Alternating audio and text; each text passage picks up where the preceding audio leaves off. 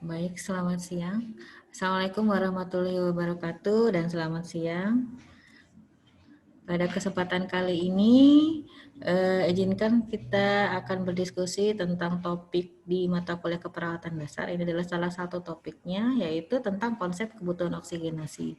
Ya, nama saya adalah Santi Kloranita. Saya adalah salah satu dosen di Tikes Pancabakti. Saya coba share screen. Skripnya mudah-mudahan mudah dipahami ya. Apabila ada yang ingin ditanyakan atau didiskusikan bisa menghubungi saya langsung. Baik. Ini yang akan kita diskusikan kali ini tentang kebutuhan oksigenasi di mata kuliah keperawatan dasar.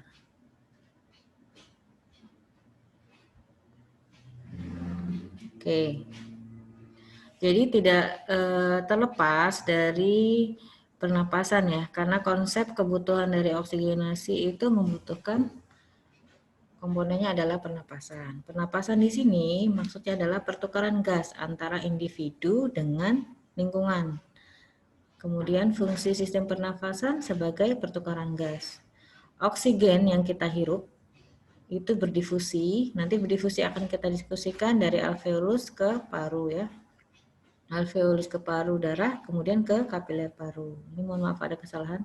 Kemudian selanjutnya, karbon dioksida yang dihasilkan selama metabolisme sel ketika berdifusi dari darah ke alveolus dan kemudian akan dikeluarkan. Jadi kalau ketika kita mengeluarkan pernafasan itu yang keluar adalah oksigenasi. Tapi kalau waktu menghidup yang masuk adalah oksigen. Melibatkan dua organ. Yang pertama adalah fisiologi kardiovaskuler. Ini sudah dipelajari tentang konsep anatomi dan fisiologi di mata kuliah sebelumnya, yaitu mata kuliah ilmu biomedik dasar di semester 1. Untuk anatomi dan fisiologi, kemudian fungsinya apa dari masing-masing gambar tersebut itu sudah disampaikan di tingkat 1 semester yang lalu ya. Jadi tidak akan saya diskusikan. Kemudian organ yang selanjutnya yaitu tentang pernapasan. Ini melibatkan, ini salah satu channel yang saya kutip tapi boleh juga dari yang lain. Fisiologi pernapasan melibatkan sistem atau organ pernapasan yaitu paru-paru. Lanjut ya. Ini akan saya bahas secara sekilas.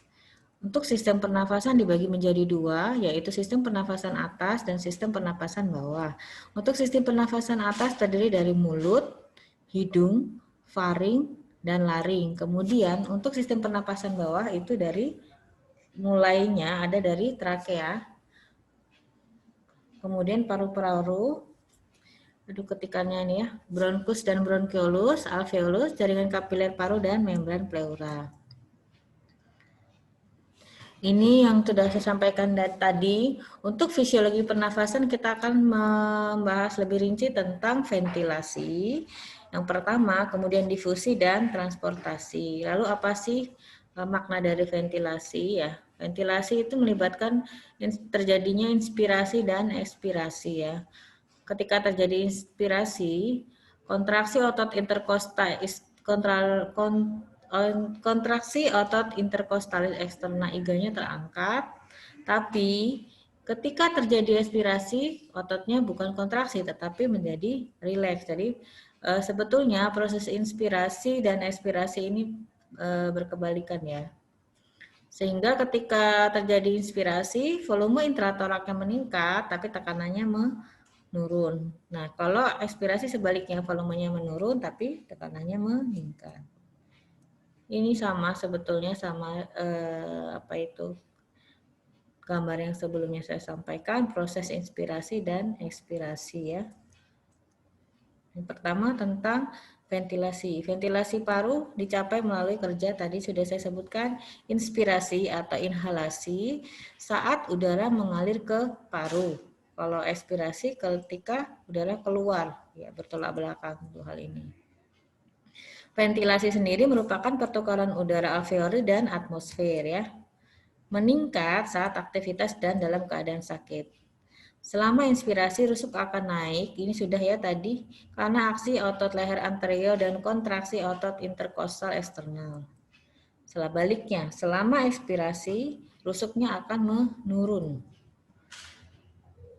Kemudian, aktivitas otot tambahan dan usaha napas bertambah pada klien dengan penyakit obstruksi pada saluran pernapasan. Ini adalah lanjutannya dari tentang ventilasi pulmoner. Tergantung dari apa? Kebersihan jalan napas, kemudian keutuhan sistem saraf pusat dan pusat pernapasan, kemampuan paru untuk mengembang dan mengempis, keadekuatan compliance dan recoil paru. Untuk kebersihan jalan napas kita sudah pahami bersama bahwa jalan napas kan banyak permasalahannya ya. Kalau contohnya pada pasien batuk atau misalnya tersedak itu kan tentu saja akan mengganggu persiapan jalan napas, tapi sebesar apa? Bisa sebagian juga bisa total. Kemudian sistem saraf pusat dan sistem pernafasan, karena kita tahu bersama bahwa yang mengatur sistem pernapasan kan di otak ya. Jadi tergantung itu. Sama kemampuan paru karena tadi butuh rongga dadanya untuk mengembang, kemudian mengempis kembali gitu ya. Contoh dan paru-paru ya. Ini istilah pada ventilasi. Nanti teman-teman akan sering mendengar volume tidal atau VT merupakan jumlah udara yang digunakan pada tiap siklus respirasi, kurang lebih 500 ml. Kemudian volume cadangan atau IRV adalah yang didapat pada inhalasi maksimal. Jadi ketika kita melakukan inspirasi atau inhalasi maksimal kita masih bisa menarik sekitar 3.100 ml cadangannya ya. Kalau ekspirasinya atau volume cadangan ekspirasi atau ERV, expiratory reservoir volume, jumlah udara yang dikeluarkan saat ekspirasi, jadi kita membuang itu masih bisa cadangannya sekitar 1.200 ml, ini normalnya. Kemudian untuk volume residu adalah jumlah udara yang tersisa setelah ekspirasi, yaitu sekitar 1.200 ml. Untuk kapasitas pulmoner, kapasitas total paru atau TLC itu jumlah udara maksimal dalam paru setelah inspirasi maksimal. Ini adalah penjumlahan dari TLC atau total kapasitas dari paru sendiri, yaitu ini ya. Istilah-istilah tadi di atas, TV, IRV, atau RV di total itu kapasitas total paru keluarnya adalah 6.000 ml. Untuk selanjutnya, kapasitas vital atau VC, jumlah udara yang didapat di ekspirasi setelah inspirasi kuat. Rumusnya dari VC atau vital capacity adalah total vital tambah IRV ya. ERV biasanya adalah 80% dari total kapasitas, jadi sekitar 4.800.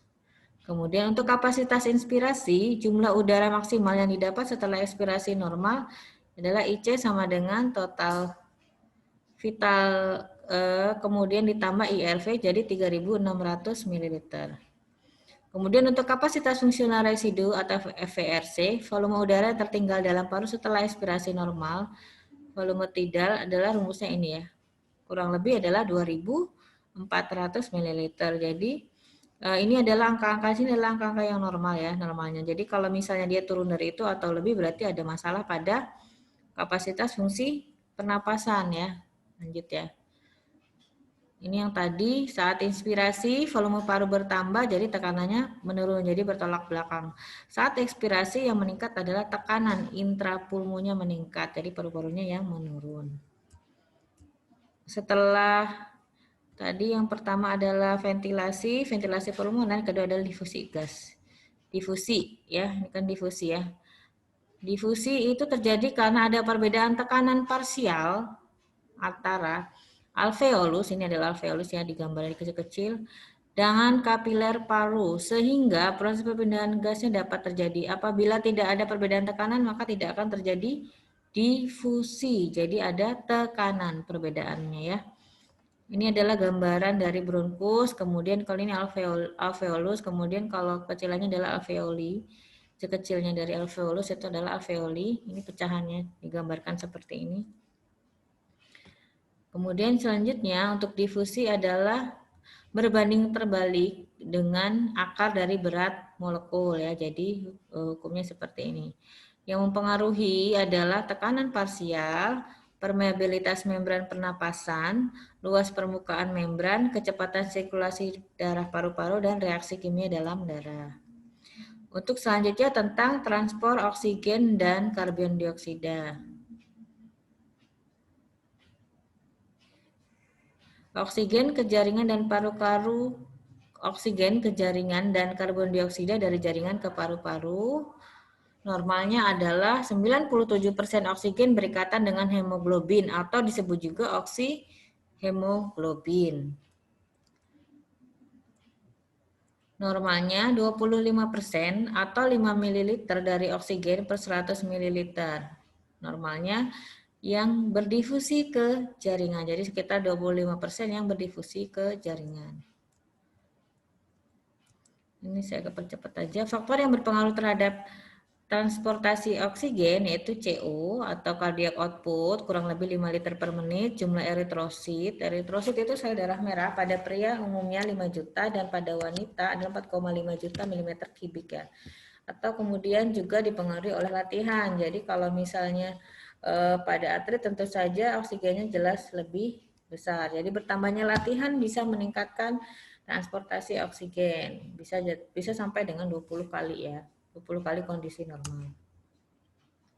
Selanjutnya yang terakhir adalah hematokrit darah atau kekentalan darah ya. Misalnya pada wanita normalnya 40 sampai 54% pada laki-laki dan pada wanita 37 sampai 47% pada wanita. Yang terjadi adalah apabila terjadi peningkatan hematokrit, maka viskositasnya akan meningkat ya. Sehingga akan meningkatkan CO cardiac output sehingga terjadilah transport oksigen. Kemudian selanjutnya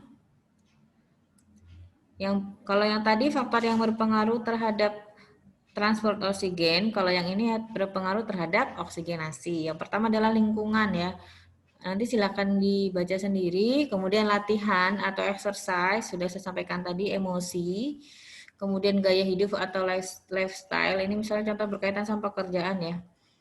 Misalnya pekerjaan dia memecah batu atau asbes atau perokok, itu akan pengaruhi oksigenasi, status kesehatan, dan kemudian juga narkotika. Pada pasien yang minum atau mengkonsumsi obat-obat narkotika menurunkan rata-rata dan ke dalam pernapasan karena depresi pusat pada medula ya. Kemudian masalahnya apa aja sih pada fungsi pernapasan? Yang pertama adalah terjadi hipoksia. Jadi hipoksia sendiri merupakan ketidakcukupan oksigen di dalam tubuh ya. Sehingga menyebabkan berbagai biasanya simptom atau tanda dan gejala ya, manifestasinya macam-macam. Bisa terjadi takipnu atau nafas yang cepat karena oksigennya turun. Jadi sebetulnya takip itu kompensasi tubuh untuk memenuhi kebutuhan oksigen. Jadi dia meningkatkan pernapasan. Jadi harapannya oksigennya bisa masuk banyak ke dalam tubuh. Atau sebaliknya bradipnu, napasnya lambat. Bisa terjadi karena depresi respirasi atau pasien yang mengalami asidosis metabolik, atau kita suka dengar nanti istilah asmet-asmet, dan pasien dengan peningkatan intrakranial karena injuri. Yang selanjutnya adalah hiperventilasi. Jumlah udara dalam paru berlebihan sehingga yang diakibatkan karena udara dalam alveoli berlebihi kebutuhan tubuh. Selanjutnya setelah hiperventilasi ada juga hipoventilasi. Kalau tadi hiperventilasi adalah jumlah udaranya berlebihan, tetapi kalau hipoventilasi ketidakcukupan ventilasi alveoli sehingga ventilasinya tidak cukup kebutuhan tubuh sehingga CO2 tidak dapat dipertahankan di dalam darah. Ini ritme ya, ritme respirasi abnormal, ada sinus stroke, bertambah dan berkurangnya ritme respirasi dari pernafasan yang sangat dalam, lambat, dan akhirnya diikuti periode apnu atau henti napas dan karena gagal jantung.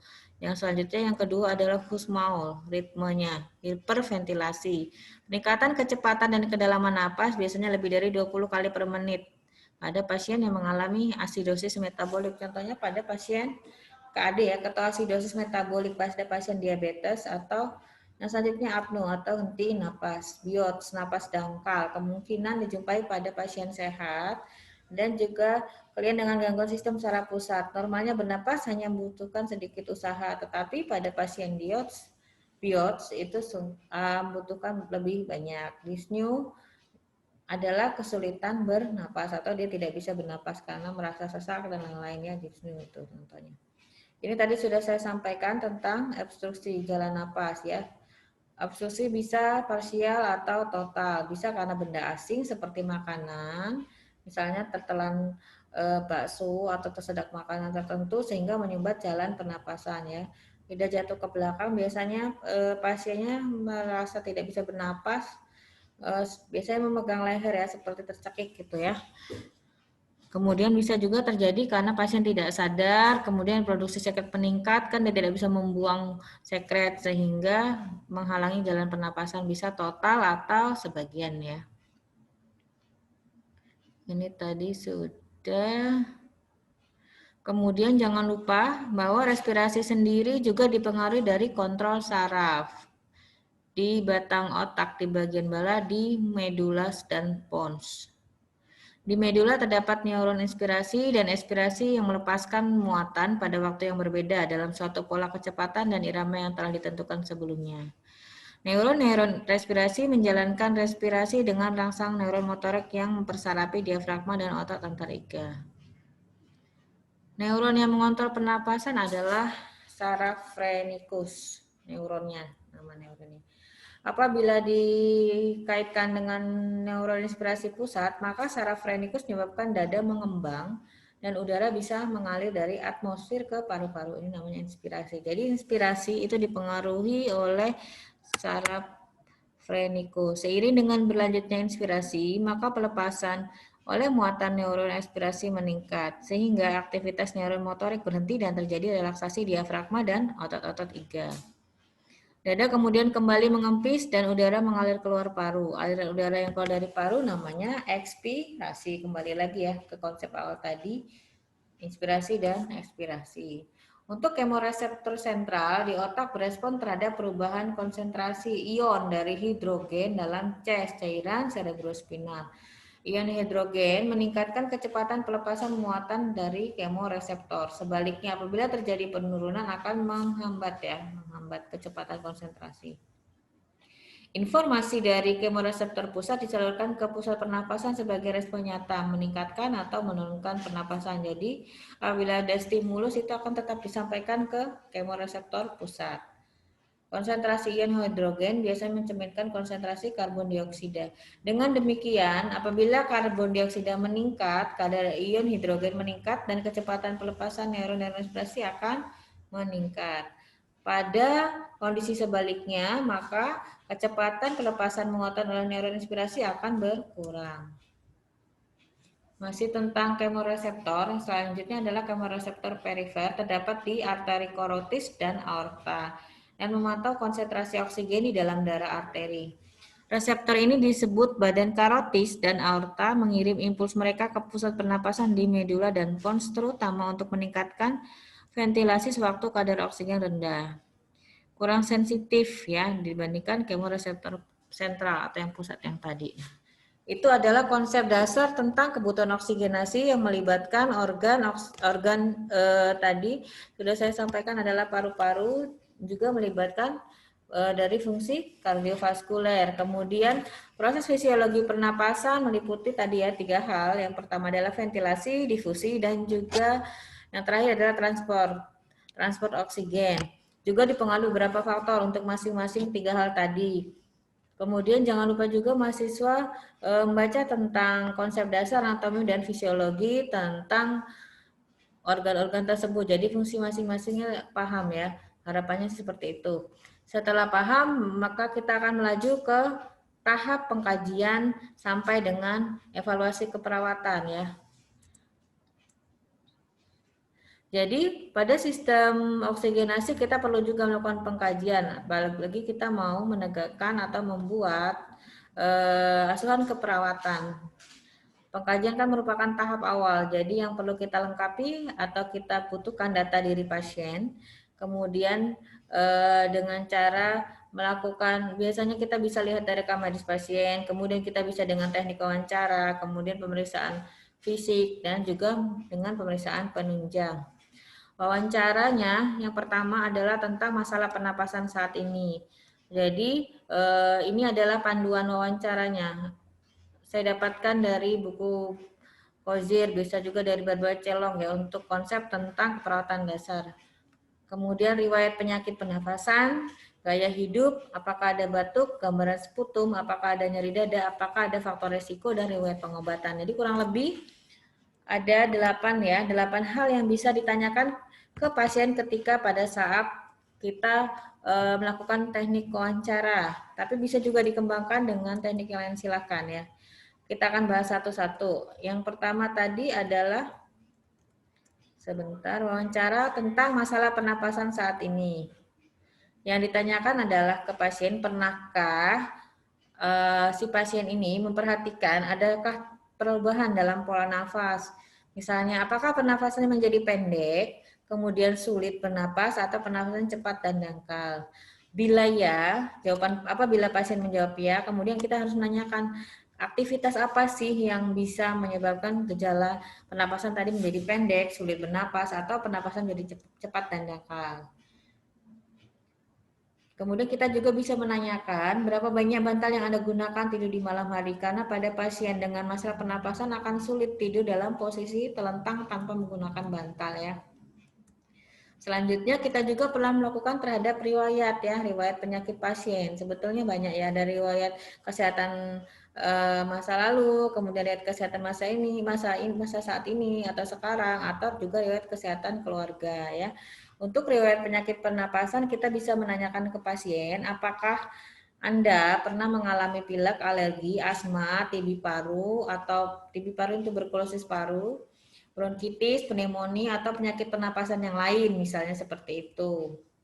Misalnya dia menjawab salah satu ya, kalau misalnya salah satu disebut misalnya asma, seberapa sering dia terjadinya, kira-kira berapa lama berlangsungnya, dan bagaimana penanganannya.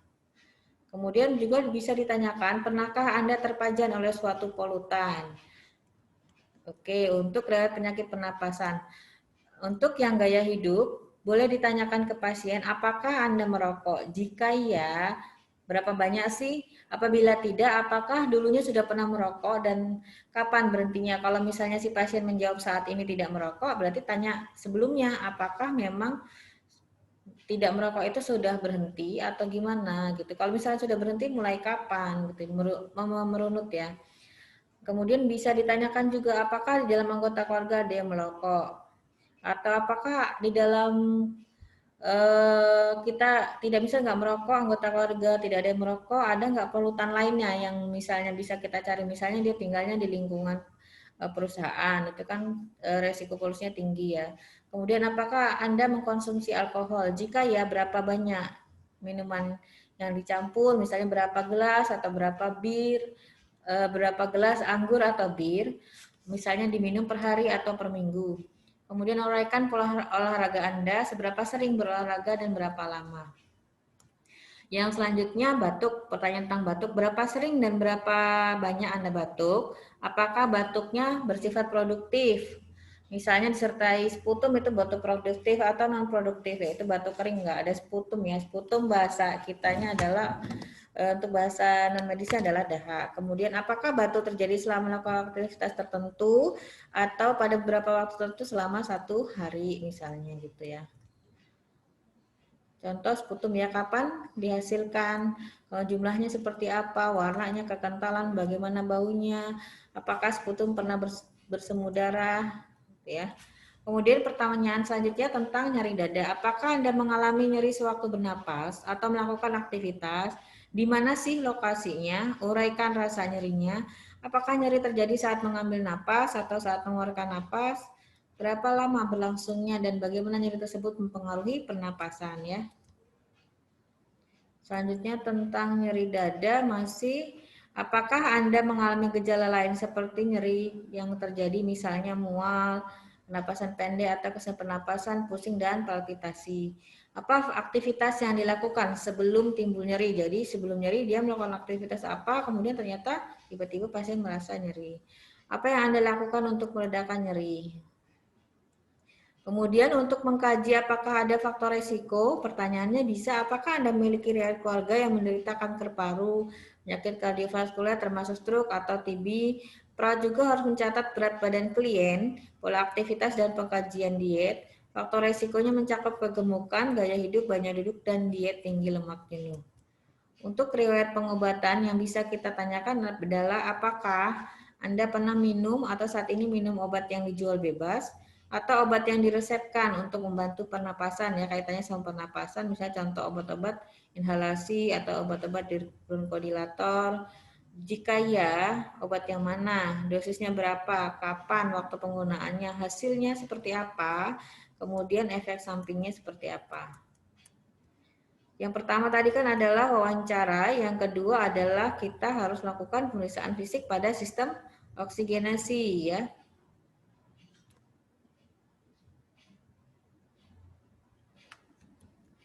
Yang perlu kita lakukan adalah kita cek dulu keadaan umum si pasien seperti apa, TTV atau tanda-tanda vital, cek juga kulit dan kuku, mata, hidung, dan juga mulut. Yang terakhir adalah leher dan dada karena berkaitan dengan pernapasan ya. Keadaan umum, kita cek dulu apakah kondisi pasien saat itu pucat atau lemah atau seperti apa misalnya. Yang selanjutnya adalah cek tanda-tanda vital, paling tidak adalah tekanan darah, denyut nadi, respirasinya seperti apa, dan suhu badannya seperti apa. Setelah kita melakukan pengkajian keadaan umum, kita lakukan inspeksi. Yang pertama dari dari kuku dan kulit. Inspeksi dulu kulitnya untuk mengetahui ada nggak peredaran darah di permukaannya. Bila kukunya berwarna keunguan atau sianosis, maka kemungkinan mengalami penurunan hemoglobin atau terjadi anemia misalnya.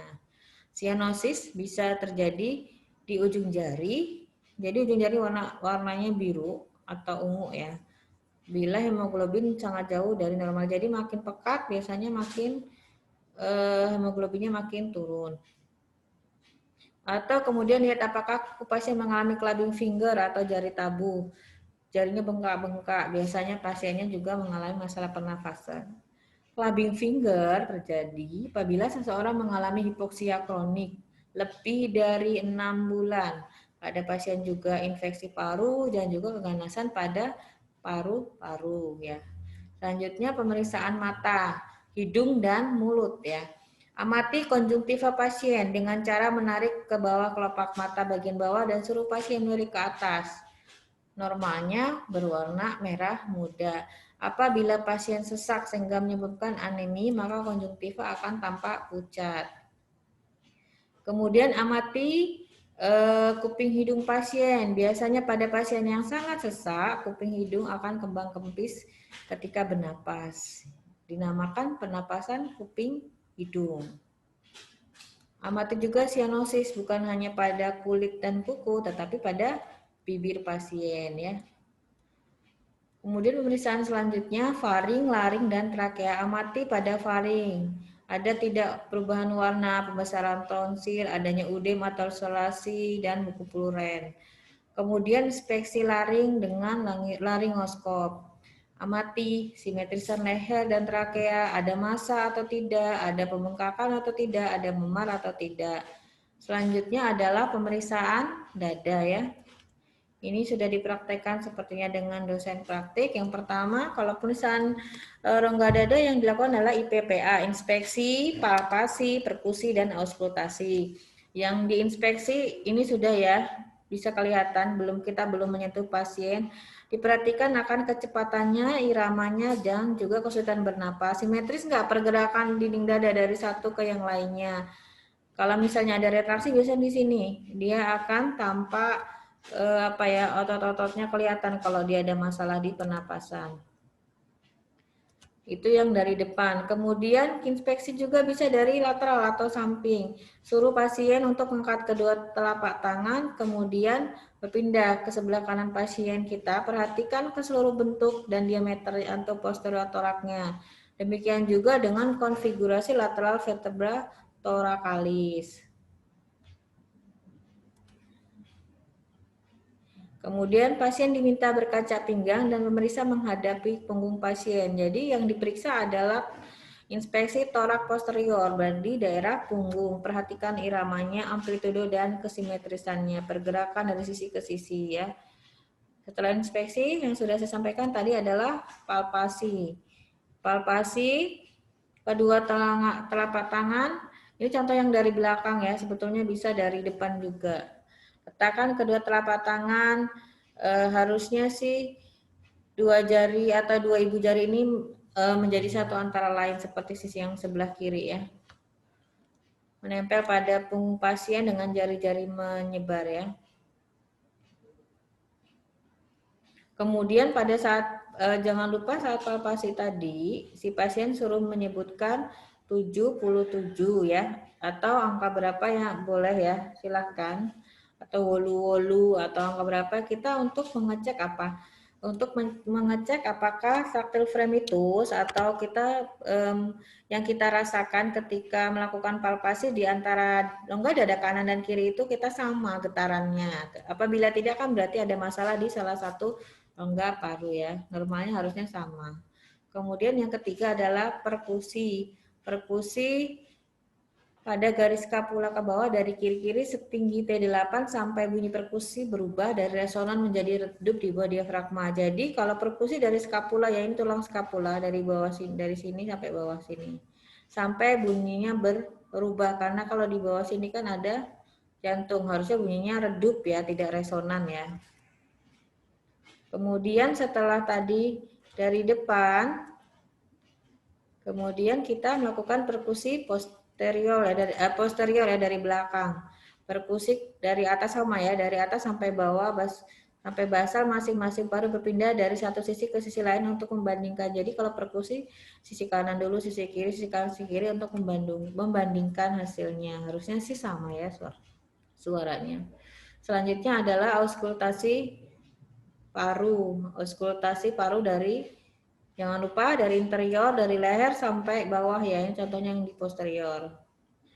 Kemudian pemeriksaan selanjutnya kalau lebih spesifik ini untuk pada pemeriksaan kardiovaskuler ya, ini namanya pemeriksaan JVP. Nanti untuk sekedar tahu mahasiswa ya, caranya seperti ini, nanti akan dipelajari lebih rinci di materi keperawatan medikal bedah ya.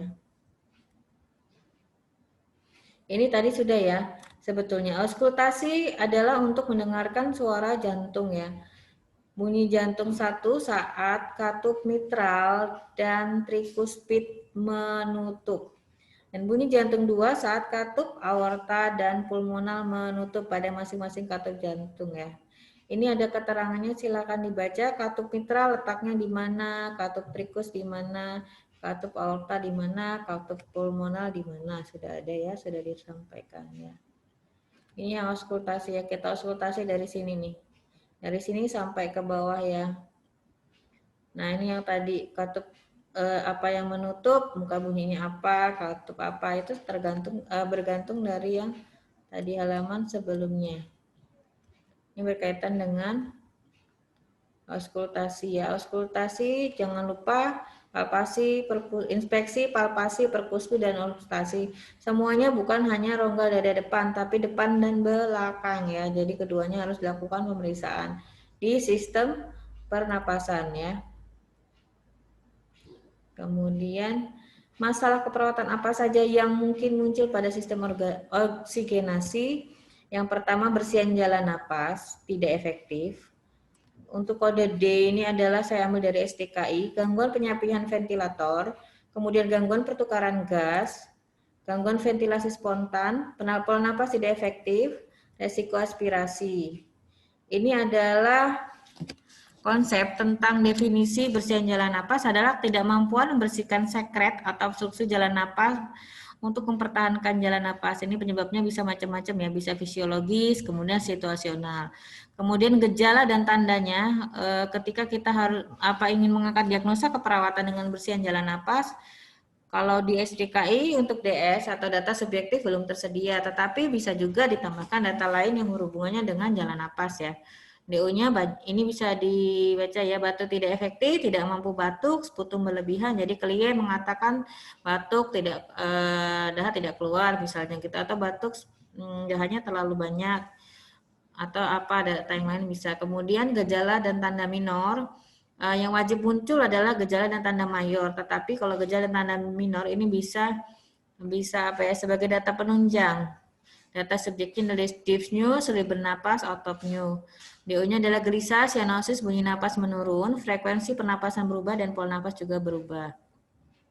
Diagnosa yang pertama adalah bersihan jalan napas, kemudian yang kedua adalah gangguan penyampaian ventilator. Ventilator itu alat pernapasan yang dipasang biasanya melalui alat bantu ventilator melalui mulut ya. Definisinya adalah ketidakmampuan beradaptasi dengan pengurangan bantuan ventilator mekanik yang dapat menghambat dan memperlama proses penyampaian. Jadi pasien ini betul-betul kalau misalnya dilepas ventilatornya ya sudah gitu ya. Tidak bisa bernapas lagi. Jadi penyebabnya bisa fisiologis, psikologis, dan juga situasional. Gejala dan tanda mayor masih sama, DS-nya belum tersedia, DO-nya bisa frekuensi pernapasannya meningkat, penggunaan otot bantu pernapasan, napas megap-megap atau gasping, upaya napas dan bantuan ventilator tidak sinkron, napas dangkal, agitasi, nilai AGD-nya abnormal.